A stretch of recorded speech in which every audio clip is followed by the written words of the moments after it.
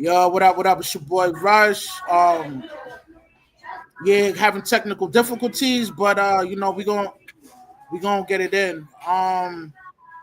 Yeah, today I got a special guest from Cuba. We about to do the interview. Just give me a second to pull this out.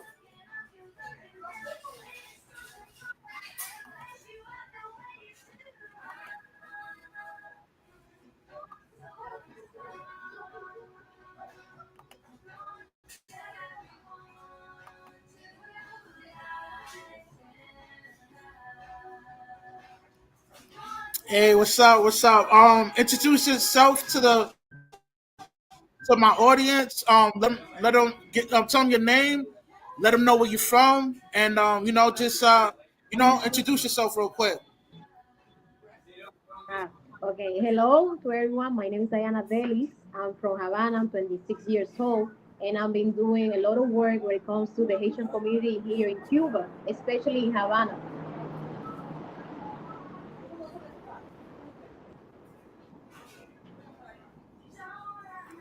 Word, it's an honor to have you on this platform right here, man. I thank you so much Thank you. for coming through. Yeah, now okay.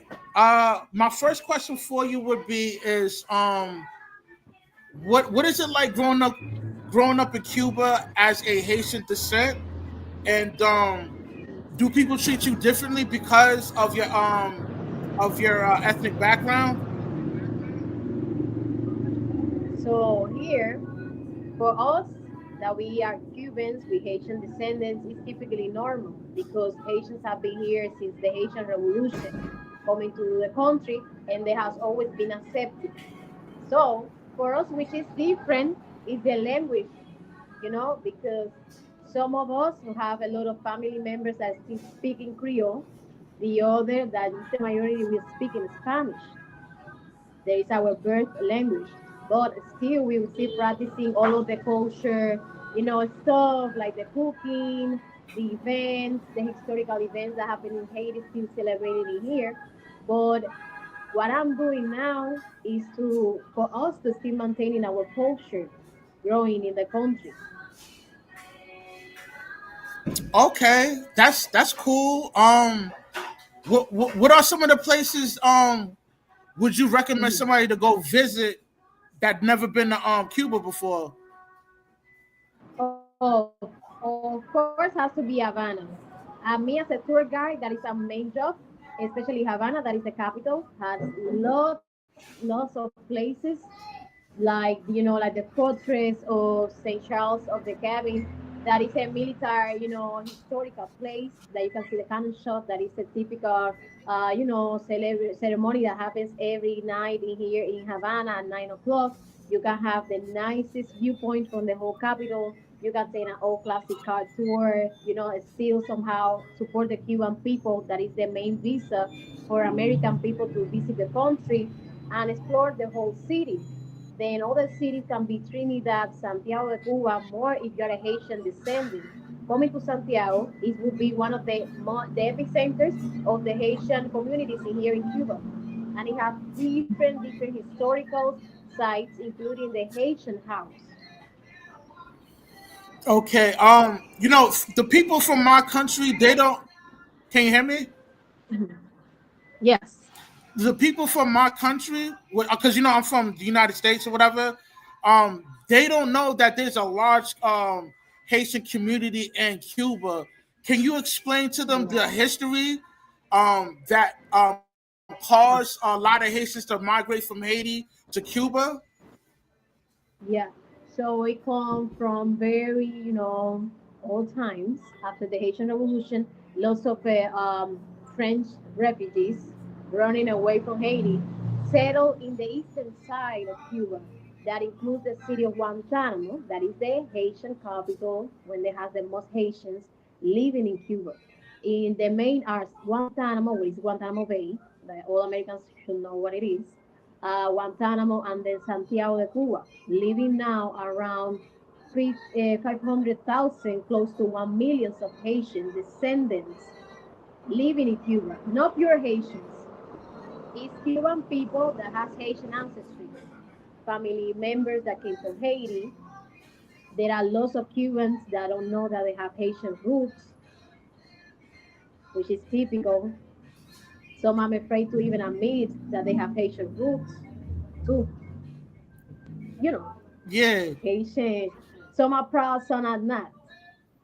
Not my right. case, and all of the people that I, you know, hang around. Yeah, now I noticed that you said some are proud and some are not. Like what the people that's not proud of their Haitian ancestry, like what are some of the reasons why they're not proud of their own heritage? It's not being what it was like the meaning of proud. Some of us would not know that we will have Haitian descendants. Why?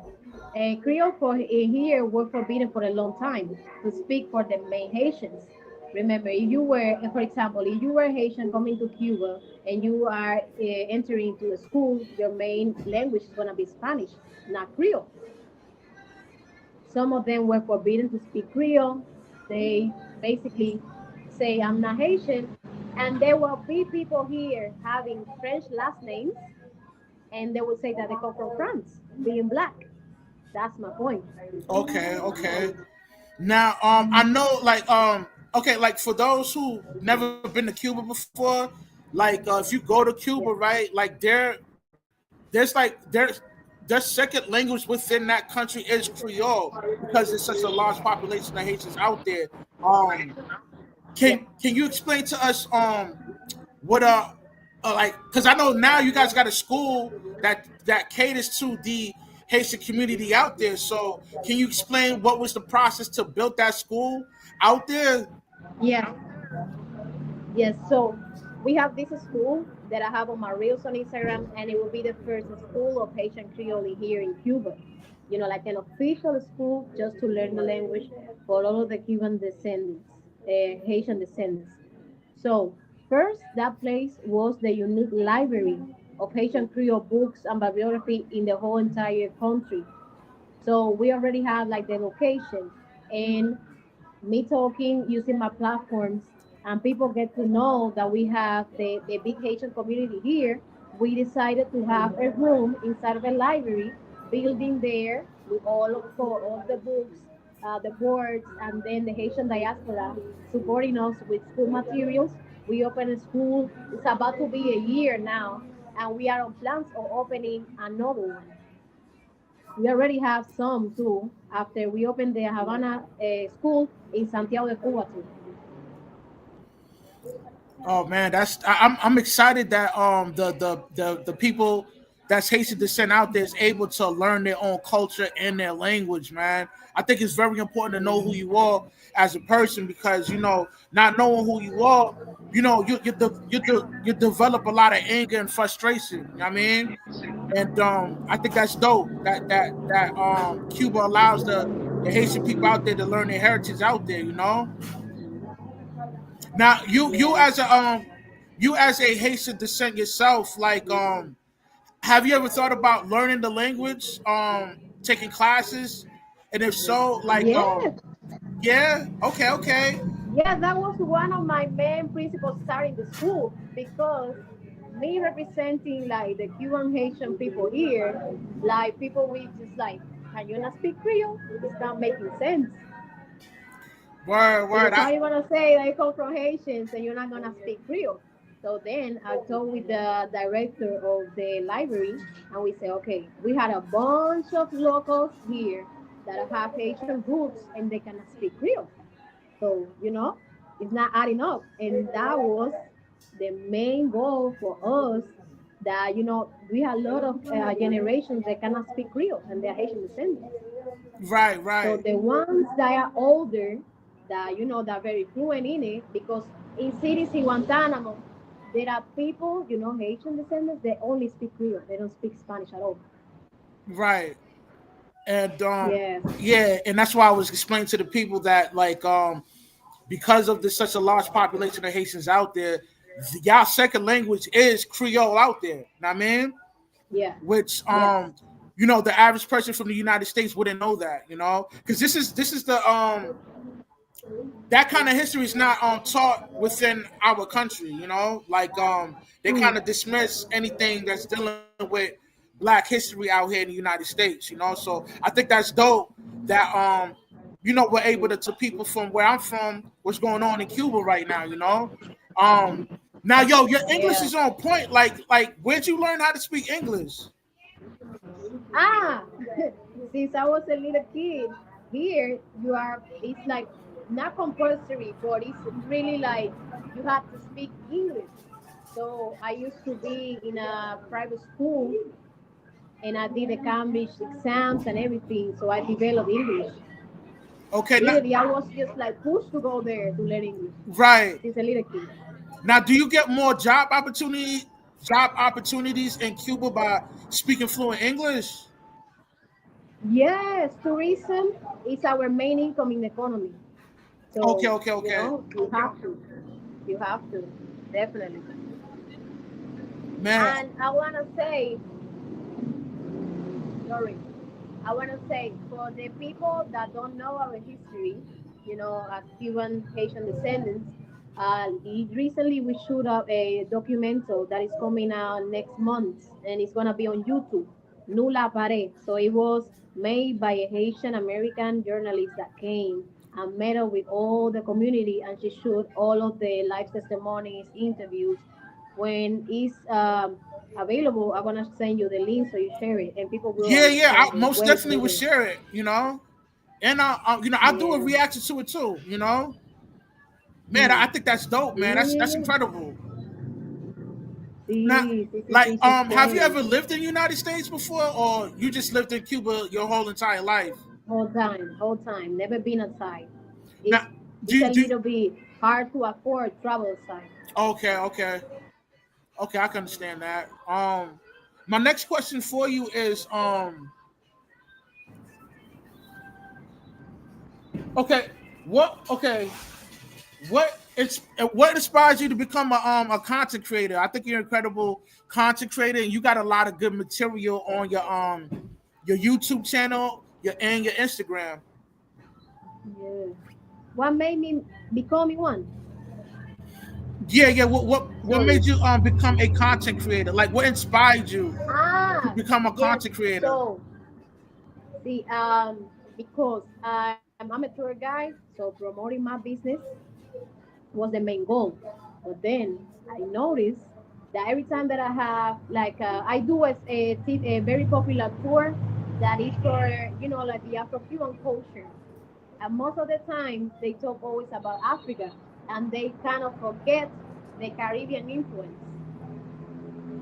Okay, Yeah. okay. So then I come and I start speaking of my descendants, the Haitians. And it turned to be very, unique that someone is talking about, the Jamaicans, the Haitians, and since they are just doing videos and videos and videos, and as well I promote my tours. So that Right. happened like a year ago. Okay, man. Like, cause Cuba, is like I would one day would like to visit Cuba. You guys are known Yeah. for your historic vehicles out there and the food. Um, and also you guys are rich with culture. Like, what makes your country so rich with culture and flavor? Like what makes it so special with its rich culture within Cuba? Okay, so a Cuban culture is influenced by the Spanish and the African. We have all of the condiments. We have it all basically. We have it all, and of course the Caribbean. We are so close. It's a mixture of everything. Word, The word, African word. component, the Spanish, the Caribbean, all in one. Chinese. We have Chinatown in Havana, so it's a bit of everything. Right, right. Yeah, because yeah, yeah, yeah. When I lived in Panama, man, I noticed that a lot of Asian people had a lot of shops out there. So I'm not surprised they're doing Yeah, the same thing in Cuba. Yeah, they buying yeah. up everything out here, man. Um, how often do you deal with Americans that visit America through your doing your tour guides? Is this a large percentage of Americans visiting Cuba in in a long period of time? Because it's just recently now Americans is able to Yes. visit Cuba now. Now it's decreasing a lot. We have barely tourists. Then the Cuban situation is public because of the blackout, the food shortage, the water shortage. So before it used to be, but still there are few Americans that still coming because we have a American had 12 categories to still traveling to Cuba, and the most popular is supporting the Cuban people. So you Okay. have to stay in a, you have to support actually like the Cuban people itself, like private businesses, private hostels, private boutique hotels, and go bring donations.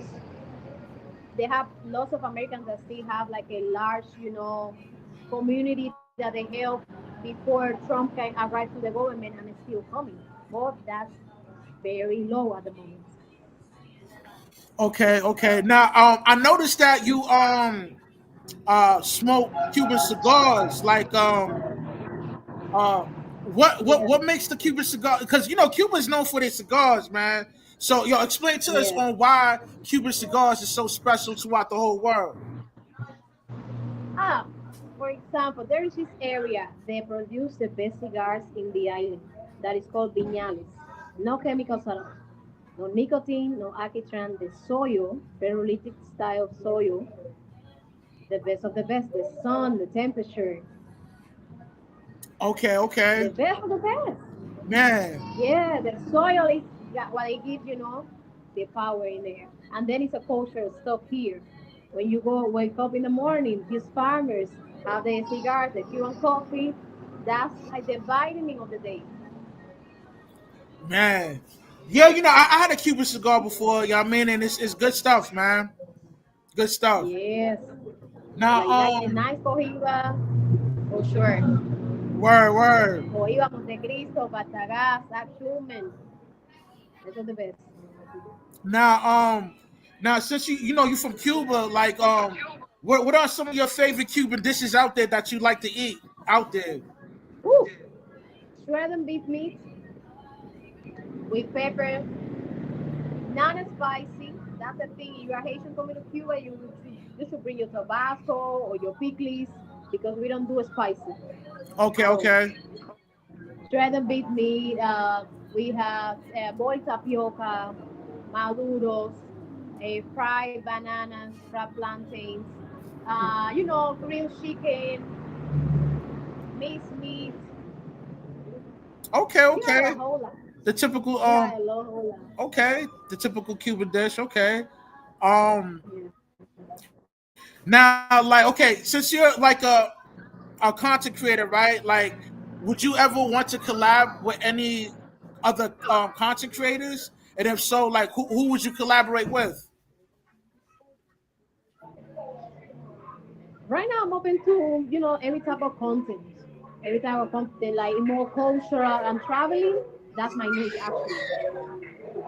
But it's Okay, collab. okay, word. But we fun. Word. Yeah, because like I like collaborating with other content creators, man. Because you get to learn who they are, and you're able to build a strong connection, and you never know what happens future wise, man. You maybe be able to do other Mhm. things other than content creating, and yeah, man, Yeah. that's what I like about like the internet, man. You're able to connect with anybody throughout the whole world, man. Yeah, Look yeah, look how yeah, that's look how me correct. and you building right now. You know what I mean? Like, I'm in the Yes, States, for and sure. you're in Cuba, and we're able to stream and show the world, what's Cuba about, and I think that's dope, you know.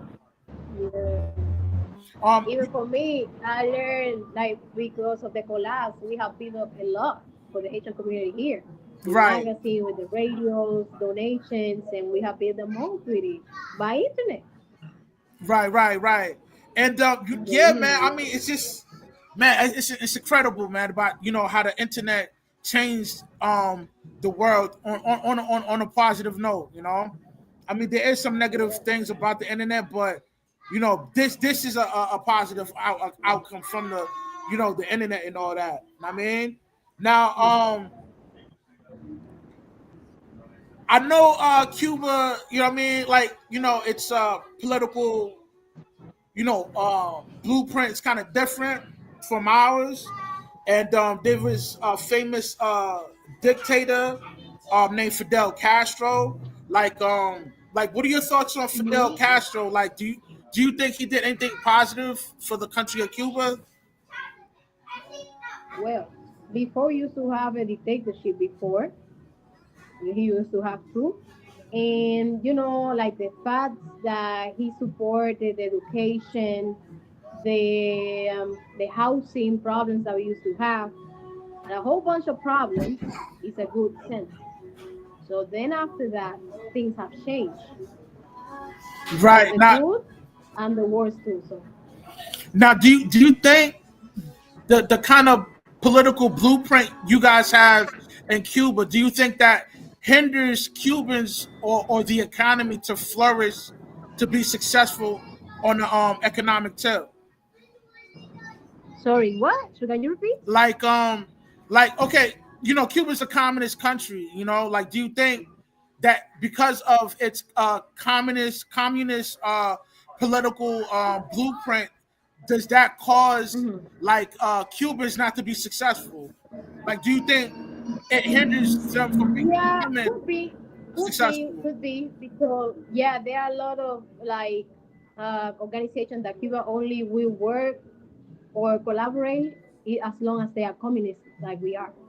So that of course limits a lot of investments in other countries because we are communists. Right, They right. will collab with Russia or Venezuela, countries that are communists or socialists like we are. Now, I mean, hopefully, some things have changed where you guys are able to, I guess, become more of a capitalist country, and make different business deals outside of Cuba, and Hmm. I'm quite sure you guys deal with different countries now, but there is some hindrance through y'all, I mean, political system type joint y'all have in Cuba. I mean, but overall, I think I would love to visit Cuba one day, man. I think it's a beautiful country, man. I mean, and Yeah, a lot of good people. yeah, I could tell the people's cool out there. Um, Yes. And more you wanna be impressed to see a lot of, our skin tone that you only see Miami wide. Here there are a whole big old Afro community. yeah, yeah, Very, very like gentle and more yeah, resilient. You will love it for sure. yeah. I'm definitely gonna, that's on my bucket list, man. Making a trip to Cuba, man. Now, Definitely, definitely. what happened? Definitely you should visit us one day. Yeah, yeah, yeah. Most definitely, I will. I will. It's definitely on my bucket list. Now, okay, how often do you get to go out to the beaches and do the tour guides around like the beach areas in Cuba? That could be once a week or twice a week. It depends on the interests of the clients. There are more people that enjoy the city, actually see how Cuban live, the experience, watch like the most emblematic places to visit in Havana or other cities. And then the beach is not, very popular, but it is a must do. The cliffs are clear water, really like pink sand. We have one that is very close to Havana, like 30 minutes away. It's not a waste of time. And then Varadero, that is like the top of, all of the beaches in here in Havana, in the whole Cuba. I mean. Man, it sounds great to visit, man. Yeah, I mean, like I'm out here in New Yeah. Jersey, man. It's about to be wintertime. I'm about to see a lot of snow, man. So, man, definitely blessed to be out there, man. To be in a nice, beautiful weather out there. Yeah. Like, sunny day, sunny. It's eternal summer out here. Right, right, right, right. Yo, this is pretty much all I got. You know, um, You got any last words for my people on YouTube? Oh, thanks for watching. If you want to meet our Haitian community or you want to visit Cuba, I'm gonna be around. I'm gonna be posting more content about like our Cuban culture. So you want to know more, go follow my YouTube channel, Melanie Havana, my TikTok, on Instagram. I'm gonna be very active, and thanks to you for inviting me in your platform. Okay. Yo, again, man, thank you so much for coming through. Definitely keep in Welcome. touch Thank with me, you. man. You never know. I might be out there in Cuba. We could blog about it, man. Know what I mean? I smoke a cigar. Yeah, smoke some Cuban cigars. Yeah. All For sure. right. For sure. I'll catch you later, my friend. Bye. Thank you. Thank you. Take care.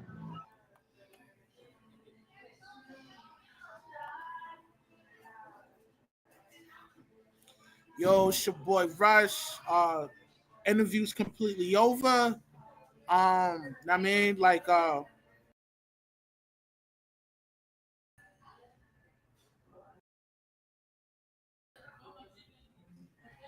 yeah, interview's completely over. Y'all could, y'all mean, check out the replay when it's over. And you know what I mean? Seek wisdom, practice humility, and always remain sucker free. You know what I mean? It's your boy Rush. And make sure, you know what I mean, like you hit me up on my business line if you got any connections on, being in charge over a franchise or your property manager. You guys need armed guards in a housing project building. You know what I mean? I could line it up. If you're trying to get that new house for your wife, I could get you that 30 racks. You heard? Just either call me on my business line or hit me up on the grams. You heard? Show's completely over, man. I catch y'all on the flip. One.